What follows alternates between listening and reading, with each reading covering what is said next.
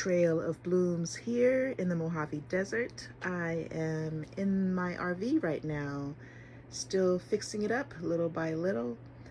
Last night I was able to sand down this blue pine slab right here, put some legs on it, and set it up for my workstation and dining area.